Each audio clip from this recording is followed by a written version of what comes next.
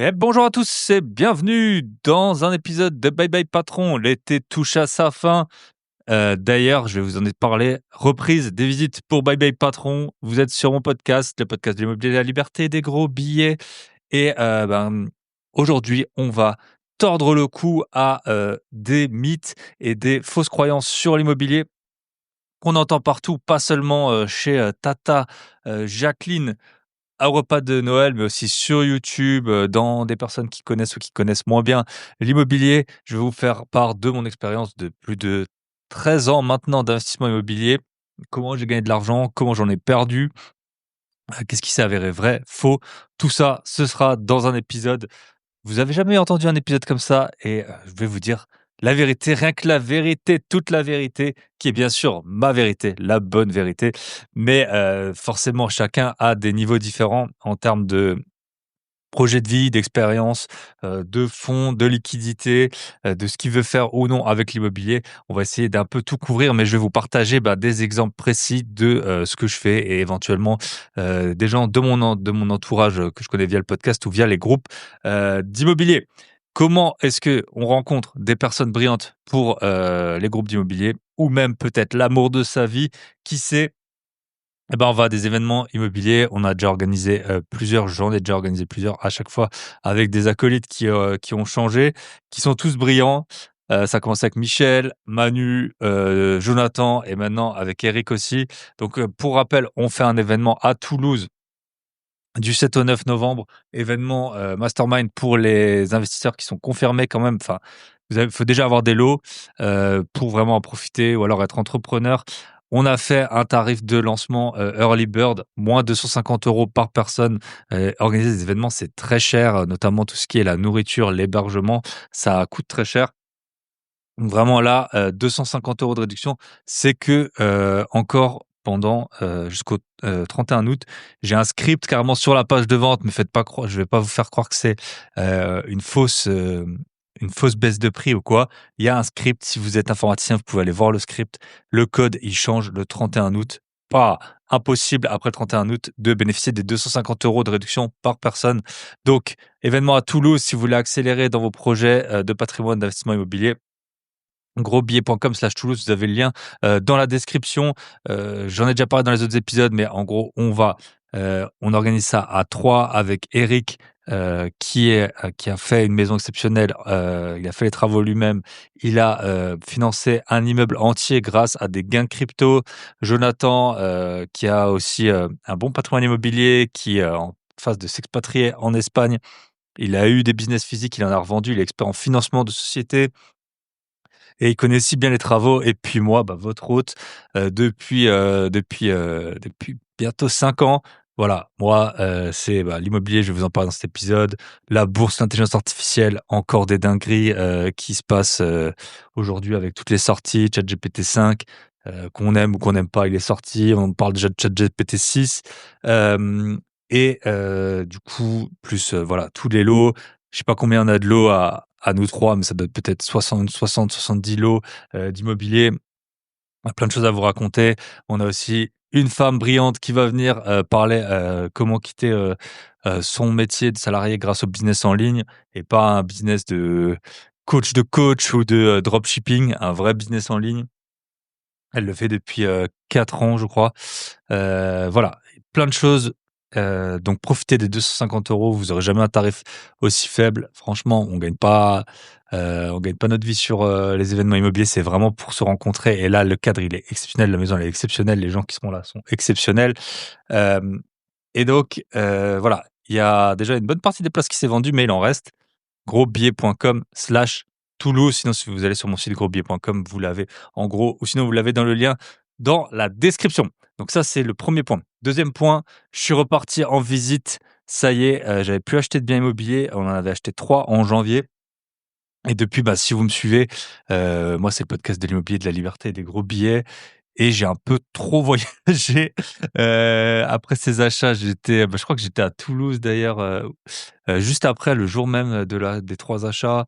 Ensuite, j'étais à Dubaï, j'étais en Floride, je sais même plus, là, je suis parti en Bretagne, j'étais en Pologne. Voilà, j'ai pas mal bougé.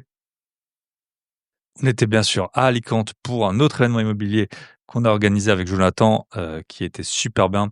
Plein d'avis Trustpilot si vous en voulez, si vous voulez des preuves que c'est super bien. Les événements, vous m'écrivez info@bybypatron.net ou sur Instagram. Mais en tout cas, donc, les événements, c'est génial. Et tout ça pour dire que j'ai pas mal bougé, et j'ai pas eu le temps de repartir en visite. Bon, là, je commence quand même à atteindre le, nombre de lots maximum, je trouve, qu'on peut gérer sur le côté de ces autres activités qui sont pour moi, activités dans la finance et puis, tout ce qui tourne autour du podcast, des événements, des coachings, IMO, des, formations. Donc voilà, on peut pas tout faire. Pour moi, c'est la limite. Elle est connue, hein, si on délègue tout, elle est entre 20 et 30 lots. Pour moi, c'est vraiment la limite. Après, il y a des lots, qui coûtent, 20 000 €, il y a des lots qui coûtent 1 million d'euros, hein. Mais, à partir de là, je trouve que ça devient vraiment un business, à plein temps et pas forcément le plus rémunérateur, mais on va voir ça, un peu ensuite. Donc tout ça pour dire que je suis reparti en visite et les agents immobiliers n'ont pas démenti à leur superbe, réputation. Donc j'ai eu le droit à, des annonces, immobilières où il était indiqué que c'était dans le meilleur quartier de la ville. Il s'avère que c'était dans la pire cité, quand on appelle, comme toujours. Donc je dirais pour avoir, allez 5 adresses de biens à visiter, il me faut ça me prend peut-être 3 heures parce que, voilà, dégrossir les annonces, ensuite écrire aux agents. Maintenant, ils ont très souvent des numéros de fixe en 2025. Donc il y a ChatGPT d'un côté, il y a des numéros de fixe de l'autre côté. Ils sont en congé, ils veulent pas vous écrire par email, mais je demande pas l'adresse exacte, le numéro et l'étage, mais ils mettent des on me dit: «Oui, mais c'est pour pas qu'on nous vole le mandat». Il y a partout des, panneaux dans la ville, à vendre avec le nom de l'agence. Vous foutez de moi? Ouais, pour pas qu'ils passent en direct et tout, on va en parler dans l'épisode. Mais en gros, voilà, tu leur dis de te rappeler, que tu pas disponible dans l'après-midi, ils te rappellent directement alors que c'est le premier truc on se plaint des locataires qui se présentent pas alors que c'est le premier truc qu'on écrit. Tu mets en gros, appelez-moi à partir de 18 h ou alors vous m'écrivez un email ou un WhatsApp. J'ai déjà acheté avec vous, il y a des gens, on a déjà acheté avec eux. Non, ils te mettent des trucs qui sont faux. Cœur de centre-ville, le truc il est à 30 minutes à pied, dans un des pires quartiers de la ville. Donc voilà, un agent que j'estime, être un bon agent, alors pas dans l'absolu, mais de manière relative. Et ben, j'ai déjà acheté chez lui. Pareil, je lui demande une adresse, il me répond 2 jours après, il me répond quoi? «Je suis en congé, merci de me rappeler à partir de mardi». Mais moi, quand j'ai des prospects, c'est moi qui les rappelle. Dès lors que quelqu'un me demande des renseignements et tout, c'est moi qui le contacte. Je dis pas aux gens: «Rappelez-moi dans 4 jours» et il m'aurait envoyé juste la rue. Il est en congé, le temps qu'il m'envoie le SMS, il m'aurait mis la rue, c'était pareil.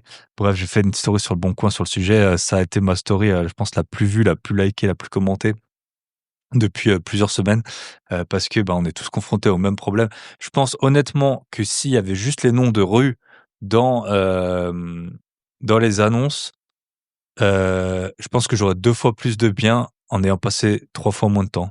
Parce que c'est vraiment la partie la plus chronophage, c'est un truc de malade d'avoir, juste, des adresses et après les agents, ils vous appellent et toi, tu veux juste l'adresse, c'est un renseignement de 10 secondes et ils te tiennent la jambe pendant, 5-10 minutes, «Ah oui, mais j'ai des trucs qui vont rentrer pas du tout dans tes zones, pas du tout dans tes prix, pas du tout dans tes critères».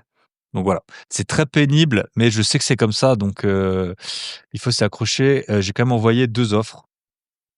Pour rien vous cacher et bah, il y en a une alors voilà, pareil, une offre, j'ai fait mon offre, c'est la plus élevée de 500 € sur un bien et l'agent elle me dit: «Ouais, mais en fait, vu que le dossier, il est prêt pour celle, 500 € moins chère, du coup, soit vous augmentez encore votre offre», alors que c'est moi qui ai l'offre la plus élevée, soit ce sera pas pour vous. Du coup, franchement, déjà, je trouvais que mon offre, elle était, ma fourchette haute de ce que j'étais prêt à payer. Donc j'ai dit: «Ben non». Ouais et là, je viens d'en renvoyer une autre. Là, on est dimanche 24 août. Je viens d'en renvoyer une autre. On verra ce que ça donne. Mais sinon, bah, par contre, j'adore visiter, c'est toujours trop bien. Tu vois ta ville, la ville dans laquelle tu investis, de plein de points de vue dans des immeubles. Tu es passé, 1000 fois à côté, tu jamais vu qu'ils ont une super belle vue dedans et tout. C'est trop bien, j'adore trop visiter. C'est juste organiser les visites qui est très pénible. Ensuite, je voulais vous faire un dernier point. Je voulais annoncer dans l'épisode de la semaine dernière, on a déjà pas mal d'inscrits. On va faire un dépêchez-vous parce que en fait, c'est limité à 200, la plateforme de webinaire à 200 inscrits.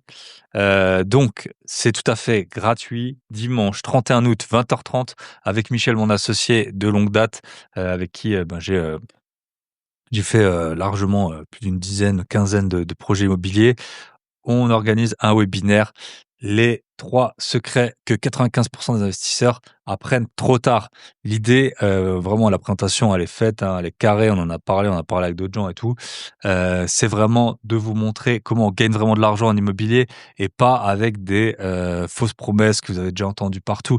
Je parle pas non plus des fausses promesses genre abus ou trading, mais les trucs qu'on vous dit si vous faites ça, eh ben, vous allez avoir ça. Et en fait, nous, on va vous expliquer avec notre expérience dans ça fait à nous 2, ça fait tous les 2, ça fait plus que 10 ans qu'on investit dans plus tous les 2, on a investi dans plusieurs pays, plusieurs zones, dans des villes pas chères, dans des villes super chères. Tous les 2, on a des biens à plus de 10 000 € du mètre carré qu'on a ou qu'on a eu, qu'on a revendu et tous les 2, on a acheté des biens à moins de 1 000 € le mètre carré. Donc voilà, on connaît assez bien, les différentes phases, les différents secteurs et puis ça fait, on accompagne des investisseurs depuis maintenant 4 ans. Ils ont tous trouvé des biens. Et d'ailleurs, je vais féliciter Valentin parce qu'il m'a écrit juste avant. Franchement, il m'a écrit il y a moins d'une heure. Il m'a dit j'espère que vous allez bien. Donc on l'a aidé. Et puis en fait, l'idée, nous, quand on coach les gens, c'est de leur apprendre à investir. Ils achètent avec nous un bien, deux biens, trois biens, quatre biens, cinq biens, autant qu'ils veulent. Et puis après, ils volent leurs propres ailes. Et il dit voilà, du coup, je vais voler de mes propres ailes. Toi, Michel Leclerc, vous m'avez été d'une grande aide. Je n'aurais jamais sauté le pas sans vous, même si je suis encore débutant au niveau. Maintenant, je pense que je peux continuer sans accompagnement. C'est exactement le but. D'abord, lancer, apprendre à pêcher, comme on dit. Et ensuite, que les personnes volent de leurs propres ailes. Et du coup, on fait le webinaire. Donc, prenez en note, c'est le dimanche 31 à 20h30. On vous expliquera 3 secrets que vous avez jamais entendus sur YouTube, sur nulle part, sur comment on gagne vraiment de l'argent en immobilier. Et ça passe par, c'est pas vraiment la phase d'achat d'un bien atypique, un IDR ou que sais-je. On va vous expliquer vraiment concrètement euh, comment l'argent rentre sur votre compte. En fait, c'est vraiment ça et comment il rentre souvent, beaucoup et régulièrement. Donc voilà, 3 secrets de l'investissement que les investisseurs immobiliers, que 95% des investisseurs immobiliers découvrent trop tard. Lien dans la description, ou alors vous allez sur grosbillet.com/webinaire, grosbillet.com/webinaire et dessus vous pouvez vous inscrire.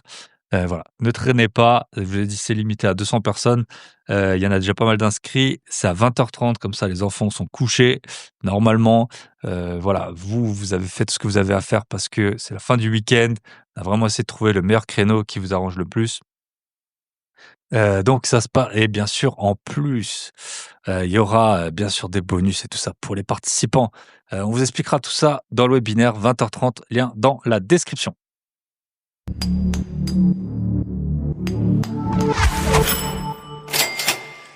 OK, on attaque avec, donc les fausses croyances, les 10 plus grosses fausses croyances en immobilier et pourquoi elles vous coûtent des gros billets et surtout du temps.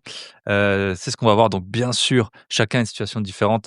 L'épisode de la semaine dernière avec William, où il avait des revenus limités, ça va pas être le même que, avec quelqu'un qui a des revenus, plus élevés. Donc il y a plusieurs stratégies, il y a aussi le temps que vous avez. Est-ce que vous avez une famille ou non?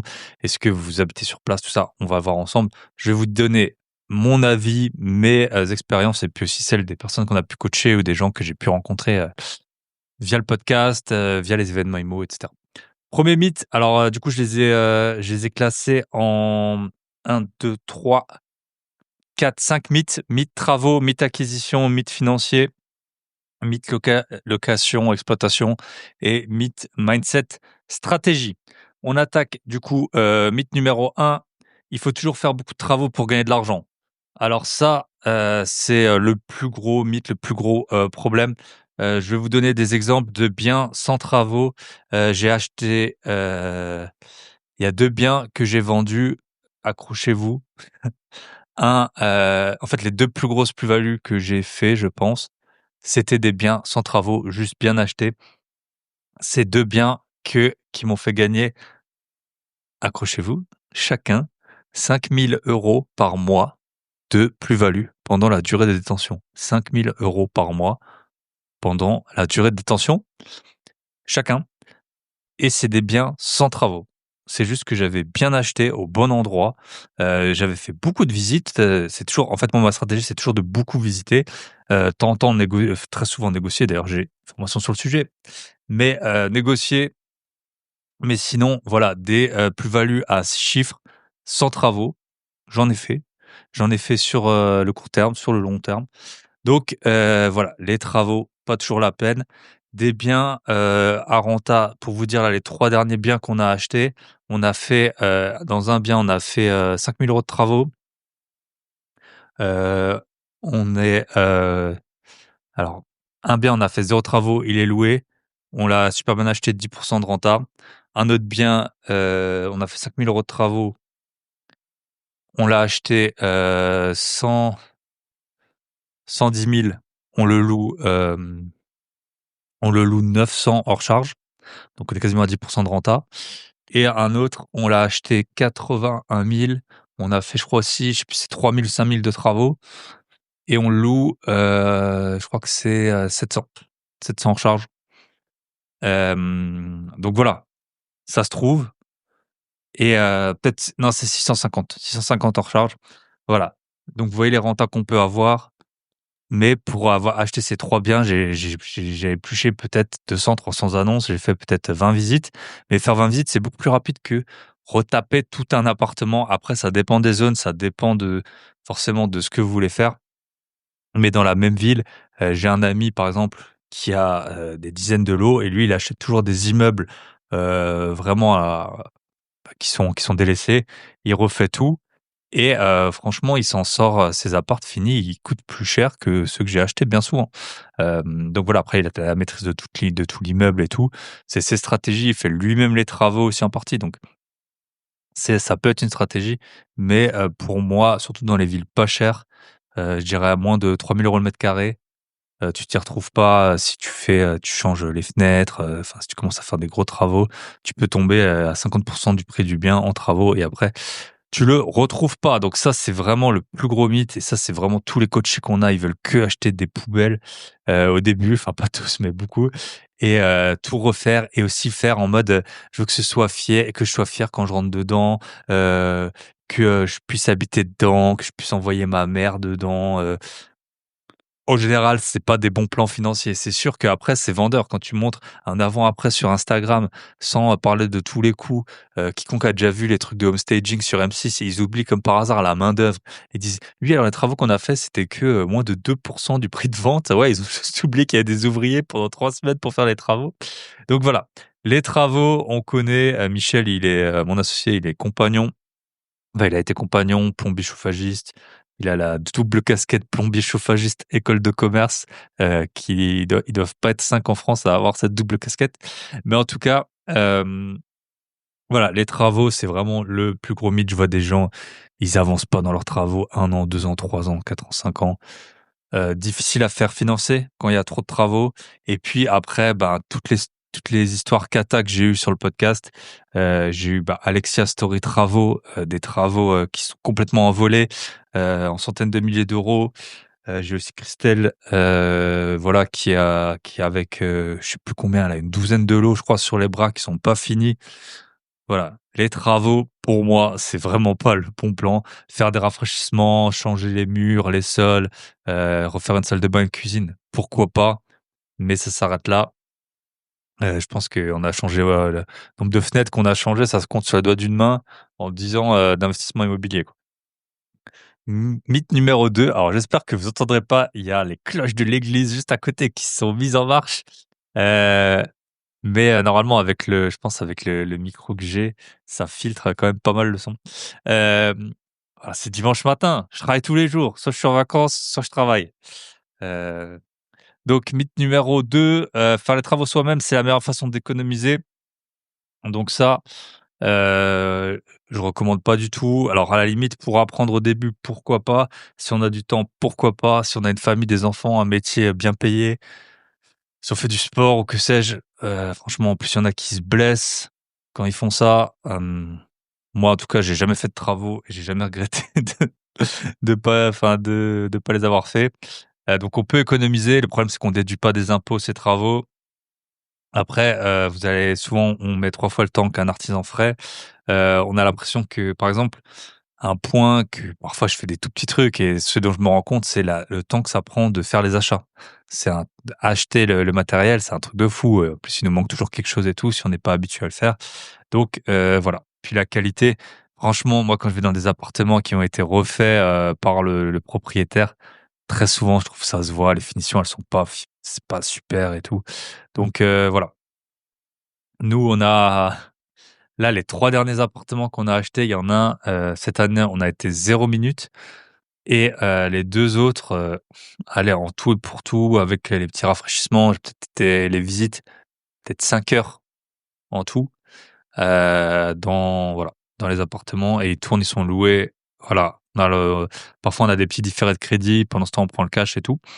Donc faire les travaux soi-même, sauf si on est vraiment, pro et ben, je trouve que ça vaut pas le coup. Si on a déjà le matos et tout, pourquoi pas?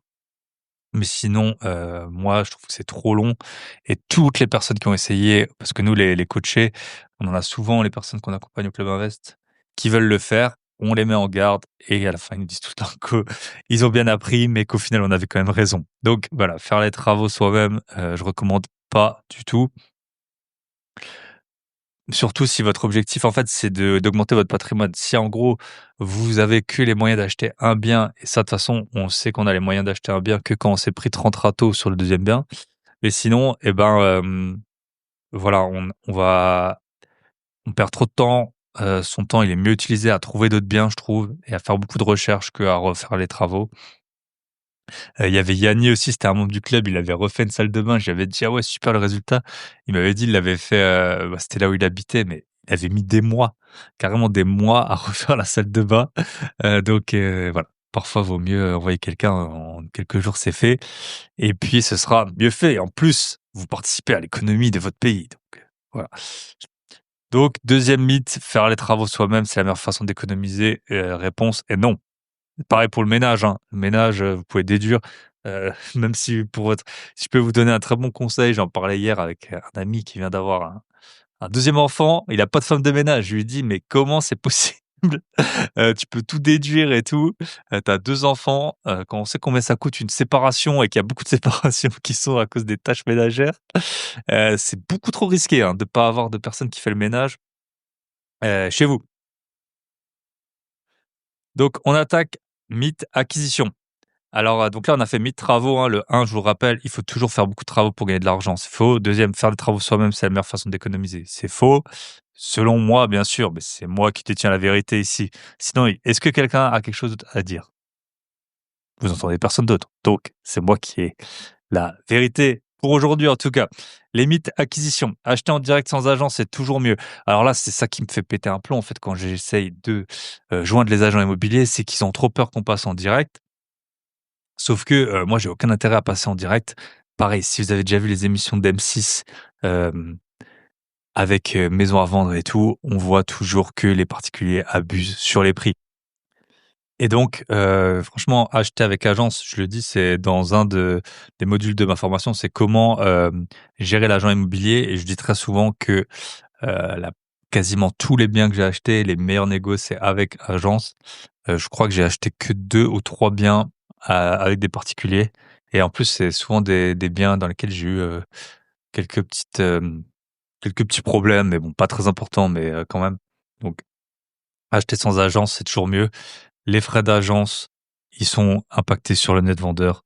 Vous, si vous êtes acheteur, ça vous impacte pas. Vous êtes face à un marché où tout le monde est en concurrence, donc les frais d'agence, ça vous impacte pas ou très peu. Donc acheter, sans agence, c'est pour moi une mauvaise idée. Les gens sont mal organisés. Il y a des trucs, il peut y avoir un peu voilà, ouais, je dis pas que tous les agents sont pros, mais on va dire c'est quand même une meilleure source de garantie de la fiabilité des informations données que si c'est un particulier qui vend, lui-même et je trouve que c'est plus simple de négocier avec une agence qui fait l'intermédiaire, qui en plus elle a une, incitation à ce que le deal se fasse pour toucher sa commission, qu'avec un particulier. Voilà, alors qu'à l'inverse, moi, j'ai souvent acheté et revendu des voitures et là, en fait, je, pour les voitures, bah, je préfère acheter à des particuliers pour voir la tête du particulier, ce qu'il a fait, il connaît la voiture, et cetera. Pour les biens immobiliers, je préfère largement acheter via une agence. On attaque le 4e, mythe que je vous ai préparé. L'essentiel, c'est de trouver le bien. Alors ça, c'est vrai et c'est faux. Alors je trouve, que ça fait une très grosse partie du boulot, en effet, c'est de trouver le bien, mais après, bah, il va falloir le faire financer. Donc trouver un bien rentable, ça peut se trouver, mais il faut beaucoup chercher. Par contre, faut le faire financer. Donc, il y a des personnes qui vont avoir plus de mal en fonction des régions dans lesquelles elles se trouvent à trouver des biens rentables et de l'autre côté, il y en a qui auront plus de mal à se faire financer, de par leur statut et notamment, contrairement à ce qu'on pense peut-être, quand on commence, c'est beaucoup plus simple, hein, de se faire financer. Le 0 à 3 biens, il est beaucoup plus simple que le 3 à 7 et le 7, et de 7 à 10, c'est encore plus dur. Et après, au bout d'un moment, je pense que ça se stabilise. Mais voilà, on peut pas non plus faire comme on veut au niveau du financement. Donc, il y a des personnes pour qui trouver le bien, c'est vraiment le plus important. Et pour d'autres, ça va être plutôt trouver le financement. Et du coup, on peut passer au mythe numéro 5, la nouvelle catégorie, troisième catégorie, les mythes financiers. Donc, on a fait les mythes travaux, les mythes acquisition, donc acheter sans agence et trouver le bien. Mythe numéro 5, le mythe financier. Donc moi, clairement, pour en revenir, pardon, à mythe acquisition, donc là, je vous ai parlé des biens que j'ai achetés sans agence très peu et trouver voilà, le financement. Parfois, avec Michel, on a pu faire, surtout au début, une dizaine de banques et vu qu'on n'était pas de la même famille et pas en couple, ça nous a vachement compliqué la tâche et puis moi, bah, je suis non-résident. Entre-temps, lui est devenu aussi non-résident, donc ça peut, compliquer, mais on a quand même réussi à acheter encore, ben, 3 biens, cette année. Moi, j'en avais acheté 2 l'an dernier, dont un bien cash, donc là, c'était plus simple. Donc voilà, mythe, financier, donc numéro 5, le risque principal, c'est le locataire qui ne paye pas. Alors ça, c'est vrai et c'est faux. Il faut toujours tout mettre en perspective. Qu'est-ce qui est, le plus important? C'est d'acheter sous le prix du marché ou au moins d'acheter au prix du marché selon moi. Parce que là, on peut très vite, ça dépend des zones, mais sur un bien à 100 000 euros, on peut acheter 10-20 000 euros trop cher. Sur un bien à 300-400, on peut acheter 100 000 euros trop cher. Donc même si là, un locataire paye pas, si on a payé le bien trop cher, c'est ça qui va le plus impacter. Idem, ce qui peut coûter, enfin ce qu'il faut vraiment tenir compte, c'est les taxes foncières qui vont encore augmenter cette année. J'ai vu un truc comme 5%. C'est complètement fou. Ça peut être aussi l'exploitation. Si vous avez prévu de faire de la courte durée, que c'est interdit dans la copro ou dans la commune ou que ça le devient, ça peut être aussi un gros problème. Donc voilà, le locataire qui ne paye pas, ce qui est bien, c'est que maintenant on peut s'assurer garantie Visal, garantie loyer impayé. Pour une garantie loyer impayé, vous pouvez d'ailleurs aller chez Kenny de ma part, vous aurez une bonne réduction. Avec le code Bye Bye Patron, j'ai fait un épisode avec c'est kenny.eu, je crois. KEYNI.eu. Voilà, vous aurez une bonne réduction, mais en tout cas, nous, tous nos biens, ils sont assurés. On prend plus de garant quasiment. Ça peut arriver encore à la marge. Je crois que j'ai peut-être, je vais avoir un bien avec garant. Je crois que c'est tout. Un bien avec garant. Tous les autres, que des garanties. Donc, en fait, le risque et ce qui coûte cher, c'est par contre si vous détériore l'appartement et que vous avez une garantie Visal, là, bah, vous avez que vos yeux pour pleurer, peut-être 1 000 € ou 1 500 €. Mais si c'est une grosse dégradation, ça suffira pas du tout. Et si c'est une petite, ils vous assureront pas. Moi, j'ai dû justifier de 15 000 € de travaux pour qu'ils veuillent bien me rembourser 900 et quelques euros. Et à la base, ils voulaient me rembourser 17 € sur les 15 000, donc avec Visal. Donc voilà, les risques, c'est payer le bien trop cher, prévoir une exploitation qui est pas, autorisée. Idem pour la colocation, parfois c'est interdit. Heu, Aussi, ça peut être effectivement, de prévoir de faire un bien en coloc. Moi, je suis vraiment pas un fan de la colocation parce que, je pense que le marché, il est cramé et du coup, que vous allez avoir de la difficulté à louer même dans des villes. Là, j'étais en vacances avec quelqu'un qui a des colocations à Strasbourg. Il les remplit là, on est dans la période août, mais il a dit qu'il fait très, très attention et même si c'est pas, sûr à 100 mais très, très attention à mettre des gens, qui vont rester. Donc par exemple, pas des premières années étudiants parce qu'ils peuvent changer d'avis, des choses comme ça. Donc même dans des villes où le marché il est très tendu comme à Strasbourg et ben, la colocation c'est déjà pas mal saturé. Alors si vous êtes dans des villes de entre 50 et 200 000 habitants, à mon avis, c'est déjà trop saturé. Donc voilà, c'est ça pour moi le risque principal plutôt que, le fait que le locataire ne paye pas parce que ça, on peut, s'assurer.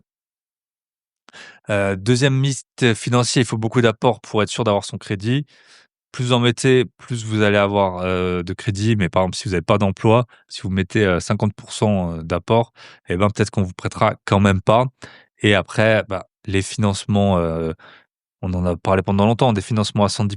Moi, j'en ai déjà eu, ça fait quelque temps et puis nous, en général, maintenant, on met 10 du projet, y compris le notaire. Donc c'est pas des donc sur un projet à 100 000, hors frais de notaire, bah, avec les notaires, c'est 110 000 et puis on met 10 000. En gros, c'est ça. Donc l'apport, il en faut un peu et surtout, il faut que vous ayez de l'argent de côté, qui reste. C'est ça, le plus important. D'ailleurs, hier, j'étais avec un ami qui est pas du tout dans l'immobilier et il regarde pour acheter son premier appartement et en fait, il était étonné, que le banquier lui dise: «Ouais, mais en fait, tu peux pas mettre, tout ton épargne en apport parce que après sinon tu plus rien». Et effectivement, je lui dis: «Bah, tu sais, quand tu achètes un appartement, tu as souvent bah, après, il faut que tu meubles. Parfois, tu as des très souvent, nous, quand on achète des appartements, on a c'est pas des gros trucs, mais quand on le remet en exploitation, il y a, par exemple, des problèmes avec des volets, des fenêtres qui ferment mal, peut-être, un robinet qui fuit et des choses comme ça. Et donc si tu as mis tout ton apport dedans et ben, ça peut vite être, compliqué. Donc voilà, ça, c'est l'apport. Il faut avoir de l'argent de côté un petit peu. Hem Moi, je dirais que vraiment pour, commencer, si on n'a rien du tout, pas d'emprunt, pas de bien, faudrait au minimum 7 000 €, 6 000 à 7 000 €. C'est vraiment le minimum. Plutôt 10 000, si c'est plus, c'est mieux. Mais, si tu as moins de 6 000 à 7 000 €, c'est pas je pense que la priorité, ça va être quand même de mettre cette somme de côté avec, peut-être un side business, en épargnant, gérant tes revenus un peu mieux. Mais voilà, ça c'est ou en mettant, une partie de ta résidence principale en location. Donc ça, c'était le mythe numéro 6. Mythe numéro 7, l'immobilier, ça rapporte toujours. Alors ça dépend à qui, mais ça peut, c'est pas forcément le cas, parce que, bah, il y a, les marchés peuvent se retourner. Vous pouvez aussi mal acheter. Donc moi, j'ai acheté beaucoup de fins de défiscalisation. D'ailleurs, les 2 offres là que j'ai fait, c'est de nouveau sur des fins de défiscalisation et souvent on les a payées à peu près la moitié de ce que les gens l'avaient payé.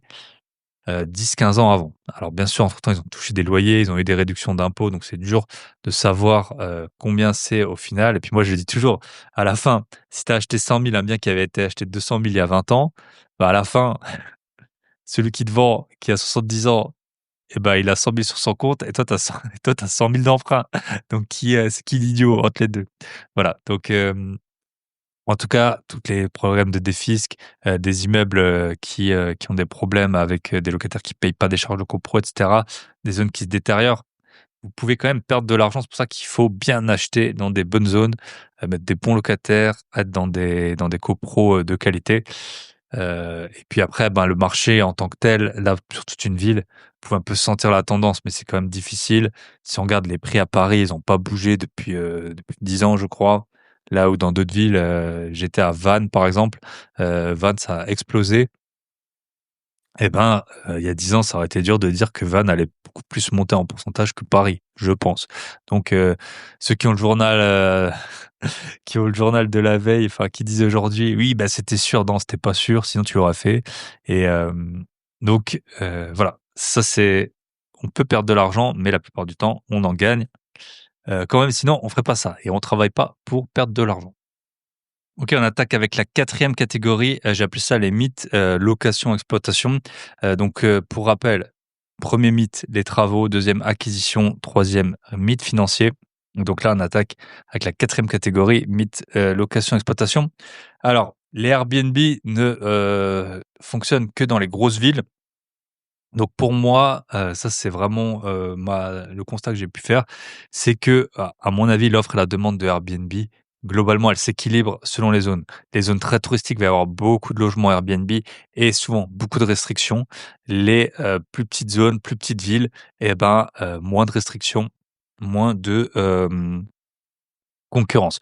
Pour vous dire, moi, j'ai, acheté, un bien en Airbnb dans une ville dans laquelle personne ne passe ses vacances, c'est sûr et certain et du coup, je l'ai acheté 59 000 € et l'an dernier, il a fait 12 000 € de chiffre d'affaires hors ménage. Donc vous c'est quand même un bon achat et j'avais exprès, je m'étais dit: «Bah, je vais me mettre dans une zone pas très touristique», mais par exemple, il est très proche de l'autoroute. Je me suis dit: «Il y a des gens, ils vont faire des stops, là-bas» et bah, ça marche plutôt bien. Donc voilà, c'est de l'ordre de 1 000 € par mois. Bien sûr, si on a des biens bien placés dans des grandes villes, on peut, et qui sont grands, on peut faire plus. Mais moi qui ai l'habitude de voyager, je voyage à peu près 3 mois par an. Pour vous donner un ordre d'idée, alors ça dépend des gens bien sûr, mais moi j'ai l'habitude de payer une chambre, enfin un hébergement globalement autour de 100 € la nuit. Donc et ça où que je sois. Donc là j'ai été, par exemple, j'ai été, en Floride cette année, à Dubaï, en Bretagne.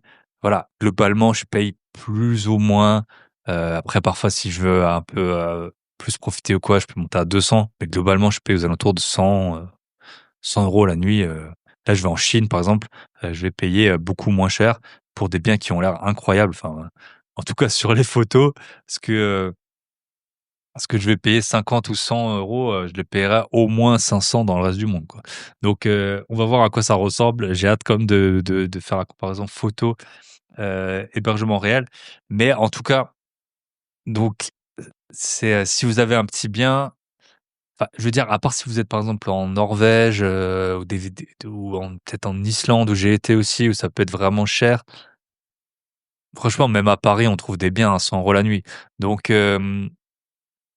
effectivement, si vous avez des plus gros logements, vraiment plus premium et tout, mais à quel prix vous allez payer pour les rentabiliser? Donc on peut faire bien sûr plus que 1 000 € par mois en Airbnb, mais voilà, regardez toujours combien les gens ils sont prêts à payer et généralement, en tout cas en France, les gens ils payent, en tout cas quand ils sont 2, entre 60 et 150 la nuit quoi, selon les endroits et puis les périodes.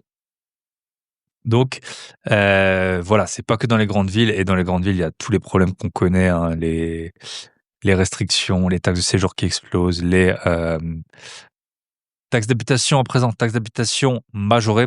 Donc voilà, tout ça fait que, c'est pas forcément le meilleur plan de vouloir investir dans un Airbnb dans une grande ville. Je ferai pas on en parlera rapidement dans le webinaire, là, tous les trucs, tiny house, logement atypique, les bateaux là, franchement, ouais, je suis pas du tout pour. Enfin, c'est pas que je suis pas pour ou quoi, mais c'est pas du tout une solution miracle. Je pense que ça a tendance à se détériorer, s'user dans le temps. Là, j'étais encore hier dans un appartement que j'ai acheté en 2019. Franchement, ça s'use beaucoup. Il faut repasser dedans, faut refaire des trucs, faut moderniser. Donc, quand on prend des emprunts de 20 ans pour une sorte de camping-car sur un bateau, ça me paraît, ça me paraît peu judicieux. Euh, voilà, donc en tout cas, tout ça pour dire, les Airbnb, ben, ça peut fonctionner partout parce que selon moi, l'offre de logement et la demande s'équilibrent plus ou moins et les prix, mine de rien, bah, en France, on va avoir du mal à trouver un Airbnb à moins de 60-70 €, qui est correct et voilà, dans presque tous les endroits, même à Paris, on peut trouver des Airbnb, on va dire à 150, donc peut-être un rapport de 1 à 2, là où l'immobilier, il va peut-être être de 1 à 10. Donc dans les villes pas chères, on peut payer aux alentours de 1000 et quelques euros le mètre carré, à Paris, 10 000. Donc voilà, être dans les grandes villes, c'est pas forcément le meilleur plan pour la courte durée. Un bon locataire, c'est un locataire qui reste longtemps, donc ça, c'est le mythe numéro 9. Alors ça peut être le cas, mais en fait, tout dépend de dans quel état il vous rend l'appartement. C'est ça pour moi le plus important, dans quel état il rend l'appartement. Donc un bon locataire pour moi, c'est un locataire qui m'appelle jamais, ça c'est sûr. Mais même s'il reste pas si longtemps, qui sort par exemple, en juillet-août, après j'arrive à relouer facilement et que parfois il y en a, moi j'ai eu déjà une locataire, elle m'a posé, du papier peint franchement super beau dans un appartement, qui était avant le propriétaire, c'était un homme seul et du coup c'est vrai qu'il avait eu des goûts, discutable en décoration. On peut dire ce qu'on veut sur, les hommes et les femmes en général. Les femmes, pas toutes les femmes bien sûr, mais souvent les femmes elles ont des bonnes idées de décoration et parfois les hommes ils font un peu des. Là il y avait des murs violets, un peu des trucs qui leur plaisent à eux mais qui plairaient pas à tout le monde. Et donc par exemple j'ai eu une locataire, bah, je dirais que c'est une bonne locataire. Alors elle m'avait un peu appelé et tout, mais elle était bien rigoureuse. Elle m'a payé dans les temps. Elle a tapissé du coup l'appartement avec son père qui était un professionnel du bâtiment, super beau. Elle avait nettoyé l'appartement bien plus que ce que je lui avais donné à la base, donc vraiment top. Euh, donc voilà ce que je peux. Donc un bon locataire, est-ce que c'est un bon locataire qui reste longtemps? Je sais pas forcément, parce qu'en plus les loyers peuvent évoluer et tout. Mais en tout cas, c'est un locataire qui vous demande le moins de travail possible, tout simplement. Donc c'est-à-dire paiement par virement tous les mois, automatique, euh, qui vous rend l'appartement en bon état et bah, qui vous prévient à temps, par exemple, quand il va partir, pour que vous puissiez le relouer. Donc ça, c'est les mythes exploitation. Et du coup, on attaque la dernière catégorie, c'est les mythes mindset stratégie. Le premier qui est assez connu, c'est il faut être riche pour investir en immobilier. Je dirais que c'est faux globalement. Tout le monde peut investir hein, globalement à condition d'avoir des revenus stables. Là, par exemple Valentin, là dont je vous ai cité avant, bah, c'est pas un secret, il était intérimaire, enfin il est intérimaire dans une bonne industrie, il gagne bien sa vie, mais il est intérimaire et il a pu quand même acheter. Ben là, il est au club, il a acheté 2 biens.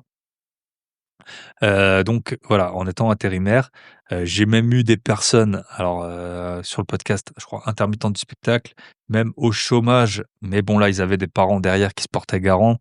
Donc en fait, c'est pas vraiment être riche, l'important c'est avoir un peu d'épargne, comme je vous l'ai dit, minimum 6 000 à 7 000 euros, mais vraiment minimum. Avoir des revenus stables et le moins de crédit vous avez, le mieux c'est. Mais en gros, c'est pas réservé aux riches. Et quitter son emploi grâce à l'immobilier, on va en parler dans le tout dernier point, c'est plus simple si on gagne peu.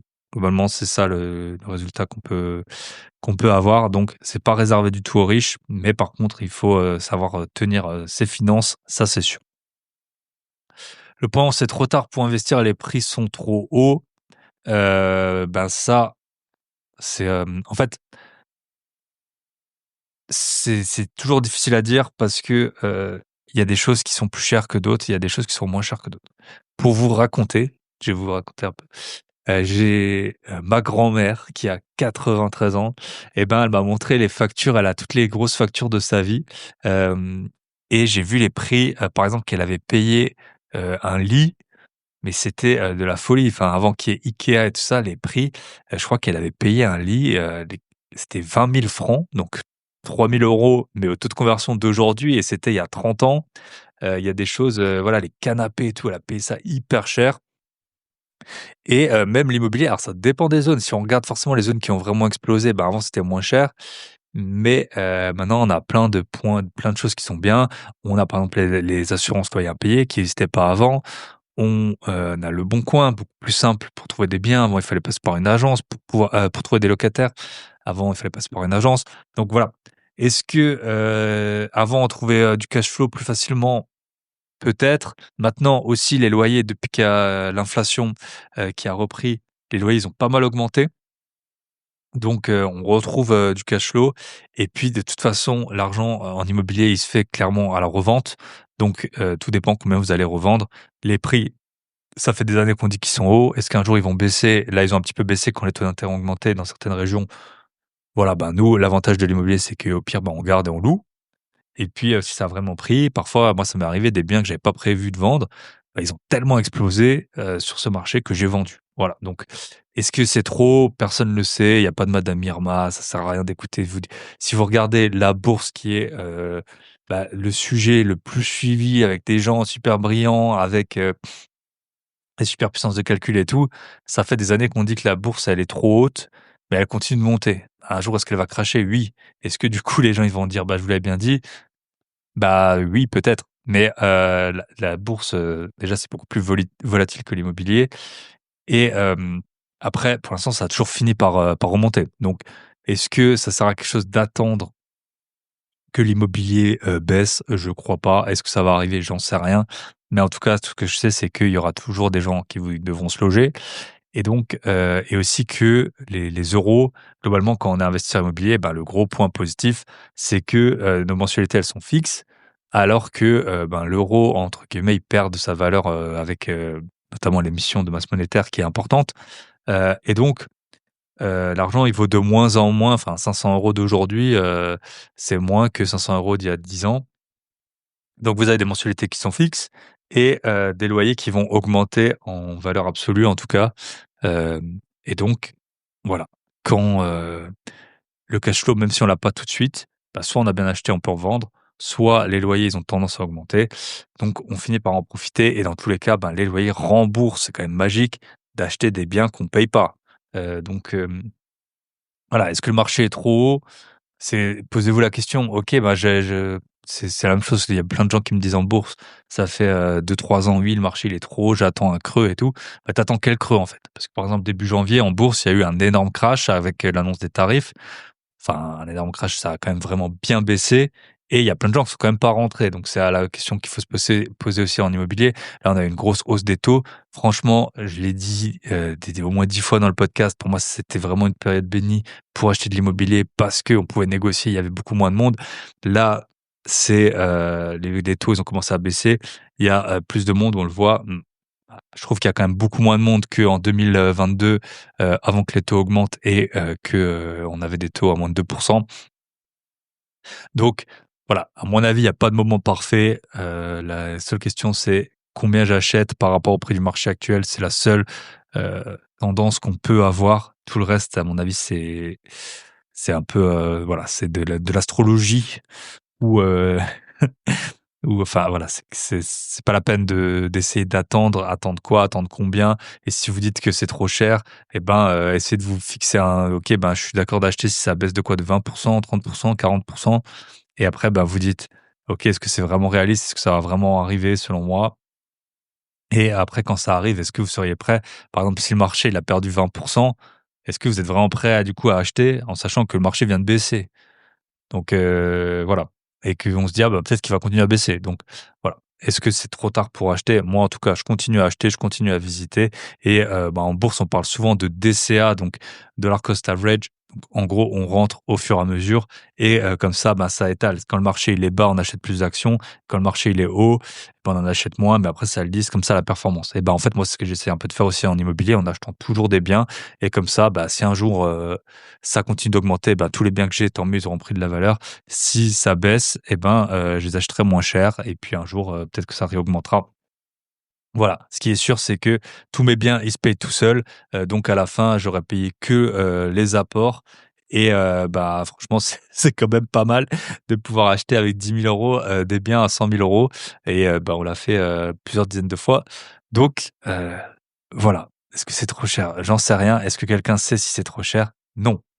Hem Il faut, 12e mythe, j'ai mis, c'est, il faut acheter là où on habite.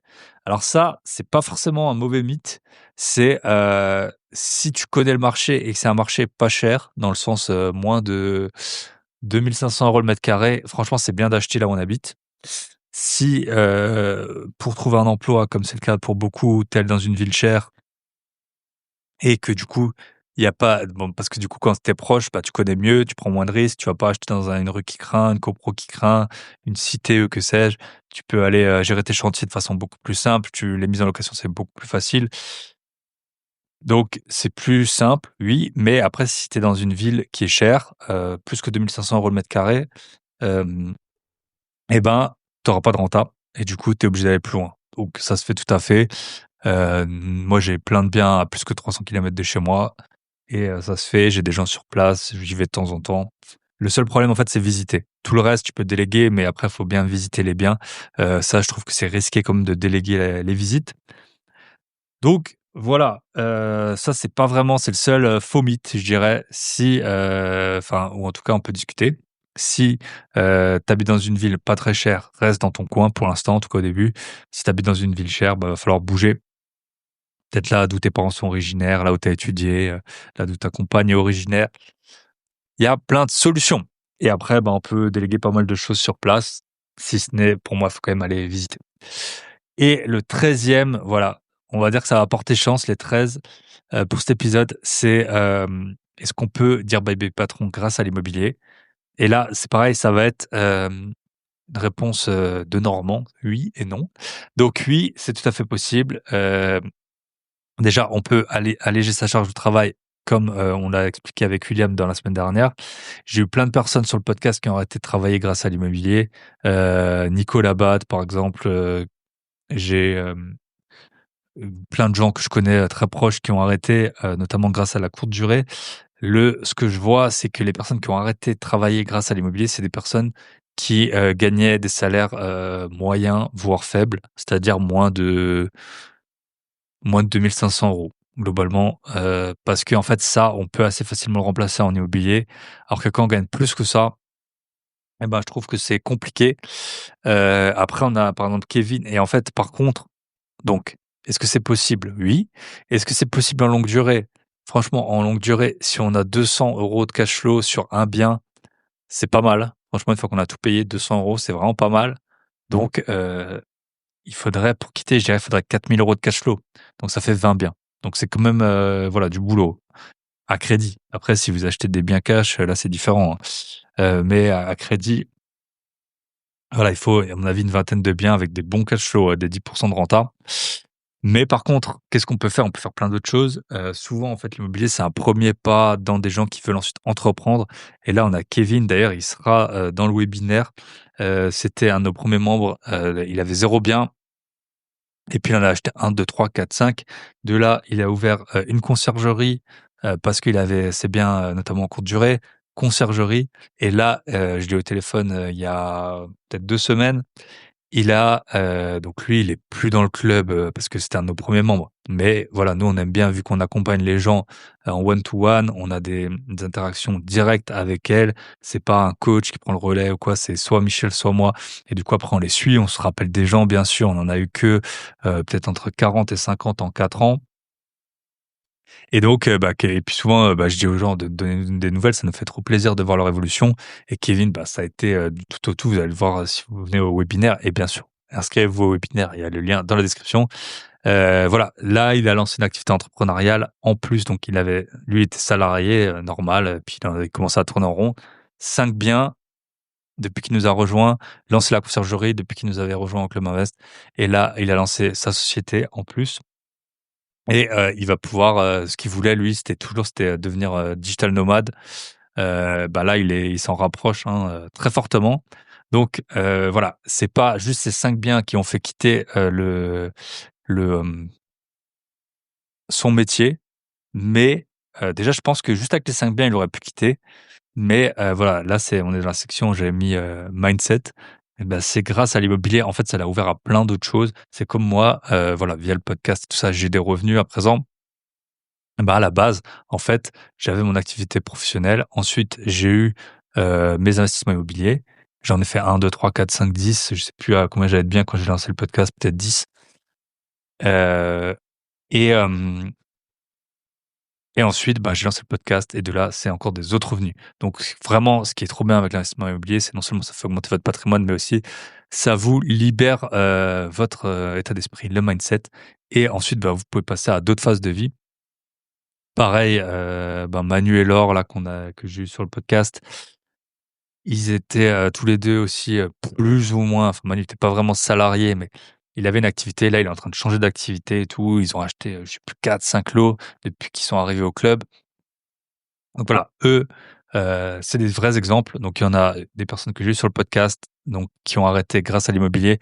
Après, franchement, ils ont tous relancé des activités d'une manière ou d'une autre parce que, faut bien faire quelque chose de sa vie tout simplement et puis, l'argent, plus on en a, mieux c'est, en tout cas jusqu'à une certaine limite qui est assez élevée et donc voilà et après à côté de ça, il y a plein de personnes, qui ont plein d'activités dont moi et du coup l'immobilier, non seulement c'est un truc qui est excitant, ça rapporte et puis, comme on sait que, les retraites vont être très, très limitées pour, si vous avez moins de 50 ou 55 ans et voilà, c'est une façon de voir l'avenir de façon, plus sereine Donc, voilà, je l'ai déjà dit plein de fois, investir, c'est pas un luxe, c'est pas pour avoir plus d'argent aujourd'hui, c'est vraiment on n'a pas le choix. On a, par rapport à nos parents, on a des vols en avion pas chers, on peut voyager partout, on a internet sur nos téléphones. Hem, voilà, la vie est quand même beaucoup plus simple de plein d'aspects et bah, par contre, on n'aura pas de retraite ou très peu de retraite. Et c'est pour ça qu'il faut prendre les devants. Et comment est-ce qu'on fait pour prendre les devants? On s'inscrit au webinaire de dimanche 31 août. Vous avez le lien dans la description, 20h30. C'est gratuit. Par contre, les places sont limitées. Et on vous expliquera les 3 secrets de que 95% des investisseurs immobiliers apprennent trop tard. Pas de fausses promesses, de bullshit qu'on a l'habitude, des trucs. Chaque fois, il y a une nouvelle idée qui sort. Un coup, c'était les micro-colocs, les logements atypiques, les tiny house, tout ce que les immeubles de rapport à Béziers, tout ça, pour faire de la courte durée. Qu'est-ce que vous voulez? Là, on vous montre vraiment les résultats. C'est pas parce que en fait, tout le monde parle que des achats. Mais en fait, pour info, dans l'immobilier, comment on gagne de l'argent quand on en encaisse? C'est pas en achetant des trucs, c'est en les exploitant et on va vous expliquer comment, ben, nous, on a fait avec Michel. Rendez-vous le 31 août, 20h30. Lien dans la description, ou sinon grosbillet.com/webinaire, WEBINAIRE. On se retrouve le dimanche. Prenez soin de vous, de vos proches, de vos gros billets. Et il y a aussi l'événement à Toulouse dont vous avez le lien dans la description si vous voulez accélérer. À très bientôt. Bye bye.